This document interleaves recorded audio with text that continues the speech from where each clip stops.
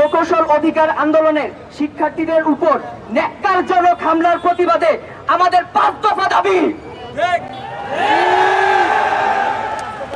এক, স্বরাষ্ট্র উপদেষ্টা জাহাঙ্গীর আলম চৌধুরীকে প্রকৌশল অধিকার আন্দোলনের শিক্ষার্থীদের উপর বর্বরোচিত এবং ন্যাক্কারজনক হামলার জন্য আন্দোলনকারীদের সামনে এসে উপস্থিত হয়ে উক্ত ঘটনার জন্য ক্ষমা চাইতে হবে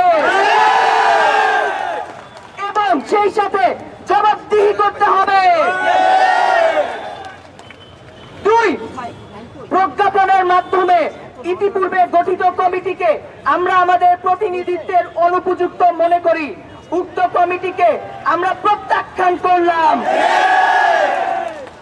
অনতিবিলম্বে বিশ্ববিদ্যালয়ের শিক্ষক প্রতিনিধি সহ প্রকৌশল অধিকার আন্দোলনের স্টেক হোল্ডারদের সাথে নিয়ে কমিটি সংস্কার করে পেশকৃত 3 দফা দাবিকে দ্রুততম সময়ের মধ্যে মেনে নির্বাহী আদেশের মাধ্যমে প্রজ্ঞাপন জারি করতে হবে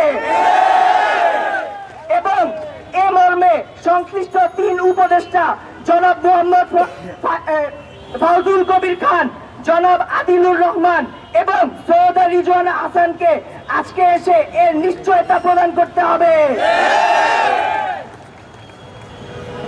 3, হামলায় আহত সকল শিক্ষার্থীদের চিকিৎসার ব্যয়ভার সরকারকে বহন করতে হবে এবং উক্ত আন্দোলন চলাকালীন সময়ে সকল শিক্ষার্থীদের সুরক্ষা নিশ্চিত করতে হবে। পুলিশ দিয়ে এই যৌক্তিক আন্দোলনে আর কোন প্রকার হামলা করা যাবে না। এক, পুলিশ দিয়ে এই আন্দোলন, পুলিশ দিয়ে এই আন্দোলন, পুলিশ দিয়ে এই আন্দোলন বন্ধ করা যাবে না। 4, রোকন ভাইয়ের উপর হামলাকারীদের অনতিবিলম্বে গ্রেফতার করে আইনের আওতায় আনতে হবে এবং চাকরি থেকে বহিষ্কার করতে হবে। যেসব পুলিশ এই ন্যাক্কারজনক হামলার সাথে জড়িত তাদের বহিষ্কার করতে হবে।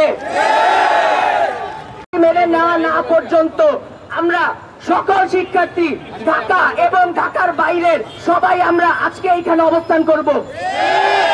আমাদের 50 থেকে 60-এর বেশি পরিমাণ শিক্ষার্থী আহত এবং এই মুহূর্তে ঢাকা মেডিকেল সহ বিভিন্ন মেডিকেলে ভর্তি আছে।